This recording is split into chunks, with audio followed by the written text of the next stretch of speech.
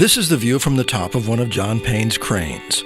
Way down below, you can see the dizzying dance of a bridge deck being picked up and placed precisely between its abutments on a trail in the Adirondacks.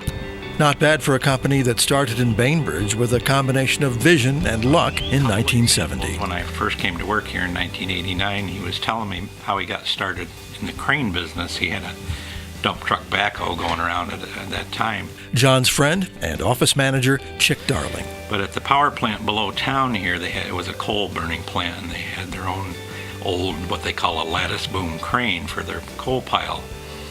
And they were switching over or not using coal for a while, so they put it up for bid. And he said, I threw a bid in, and he said, I got it. And he said, I never owned a crane, never ran a crane, didn't know much about a crane. I've seen them. But he said, within a month after I owned it and got it up and running well and things, they had a big explosion up at the Borden plant, and I was there over a month cleaning that up with that crane. So I paid for it real quick. More and bigger cranes followed, and the jobs grew in size and complexity. Countless buildings supported by beams from nearby Unilam, Chobani's stainless steel cylinders rising from the western bank of the Etzselig, and drilling rigs all across the Pennsylvania gas fields. As the crane business grew, John kept an eye open for new opportunities.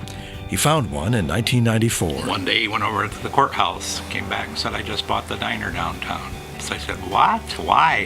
He said, well, my boys have to have someplace to get coffee, and he says it's going to go to somebody, so I figured I'd buy it. So now we have Bob's Diner, which is also very successful. Last year, the most recent acquisition, a perfect fit with the crane business, Guilford-based Dexheimer Building Movers, now busy lifting flood-prone houses onto higher foundations. Along the way, John finds time to build floats for the Memorial Day Parade, lead the Bainbridge Chamber of Commerce, and launch the new Reunite Bainbridge Committee. But he's most proud of the paychecks he's signed over the years to literally hundreds of employees of the businesses he had the vision to create or rescue. What I've noticed with John over the years is he has infinite vision. He sees potential that most people probably wouldn't. I just think that the Chamber made a wise decision over there in Norwich that they picked him in that's well deserving of this, and I'm sure he's going to be honored to receive that award.